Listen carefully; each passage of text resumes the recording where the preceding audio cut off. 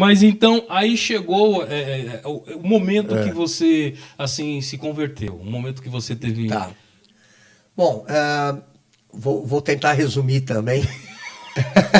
Que são histórias tão longas, assim, cheias de detalhes, que se eu for falar, nós vamos ficar aqui até as 10. A minha esposa vai querer me bater. Conheço ela. Ela tá aqui, né? Tá ouvindo, ela deve estar dando risada de mim. A Priscila. Eu comecei a ouvir a voz do Senhor um dia após o 11 de setembro. Foi uma coisa maravilhosa, porque eu era totalmente confuso espiritualmente. Eu acreditava em... 11 de setembro de 2001, as Torres Gêmeas. Na época, eu estava acreditando no espiritismo. E eu lia em vários livros que assim, a humanidade estava evoluindo. E a questão que eu levantei, que foi aonde Deus me respondeu, eu falei, como é que falam da humanidade evoluindo e uns malucos aí pegam 2 aviões, enfiam no meio das torres, matam um monte de gente. Pai, o que é isso? Que fiz assim? O que está acontecendo? Que é isso? Uma tragédia. Uma tragédia tão grande. Eu acho que a humanidade nunca mais será a mesma depois disso. E olha, pastor, aí eu estava na Praça da Sé, tinha uma livraria que tinha livros de estoque, né? Então, livro que eu vi em banca de jornal, às vezes livraria que era mais de R$100 a 10. E eu bati o olho num livro, lá estava profecias, lendas, Nostradamus. Eu peguei, falei, nossa, eu vi esse livro há anos, era muito caro. Olha aqui, R$10, vou comprar. Comprei o livro, fui na Galeria do Rock, comprei CD, comprei jogo de videogame. À noite, depois que eu acabei minhas aulas de canto, eu já trabalhava com isso. Jantei, de madrugada eu falei, agora eu vou ler o livro. Coloquei um refri ali, abri o livro, comecei a ler. Quando eu bati os olhos em Mateus 24. Nessa hora, foi algo que eu jamais vou esquecer, porque eu ouvi a voz do Senhor dizer, leia, é isso, filho. É isso que está começando a chegar no tempo final. Leia. Então havia lá. E ouvireis de guerras e rumores de guerra. Nação se levantará contra reino. Contra nação, reino contra reino. Mortes, pandemias, miséria. Eu falei, meu Deus. Aí o Senhor falou, este é o começo do fim. Eu inclinei meus ouvidos e ouvi. Eu falei, poxa, então é isso. E nunca mais isso saiu de mim. E aí em 2013 eu havia passado muita coisa. Eu estava com meus discos da minha carreira solo vendendo muito bem no Japão. Sim. No Japão? No Japão. Nós chegamos no Japão, a maior revista de heavy metal, me cedendo 2 páginas coloridas, entrevista, propaganda de página inteira do meu disco, nota máxima à frente de medalhões do heavy metal, nota máxima nas 2 edições da revista, distribuição pela EMI Japão. Estava com tudo isso. E o selo planejando uma turnê em 2011, quando veio aquele tsunami. Aí na sexta-feira eu estava voltando do treino de Aikido, indo para a Arena Music, que eu dava aula de canto nessa escola. Quando o meu celular toca, minha mãe diz assim, filho, bom dia, oi mãe, e aí? Filho, você viu o que aconteceu no Japão?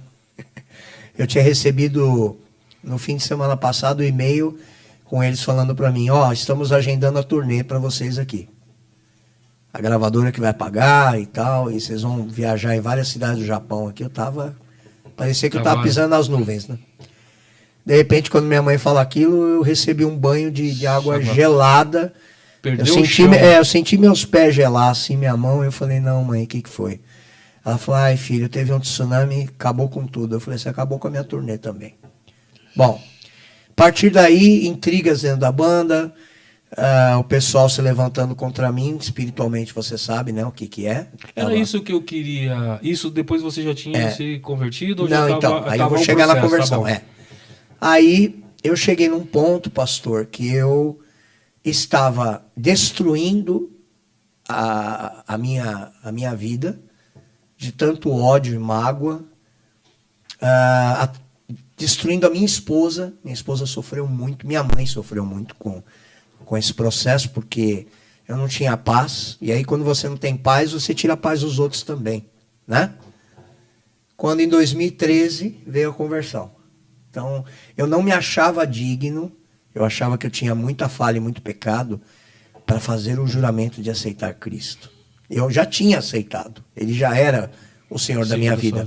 Mas eu achava assim, não, o dia que eu me senti pronto, só que aí o pastor, inclusive parecido com você, eita, numa livraria cristã em São Bernardo, que era perto da escola de música que eu estava dando aula lá na Obradec, eu estava um dia falando para ele, pastor, não estou aguentando mais, quase chorando. Eu falei, não sei o que eu faço, porque aconteceu isso. Ele falou, meu querido Mário, tá vendo essa Bíblia aqui? Tô. Põe a sua mão em cima, vamos fazer um juramento aí, aceitar Cristo. Ai, pastor, mas eu sou tão falho.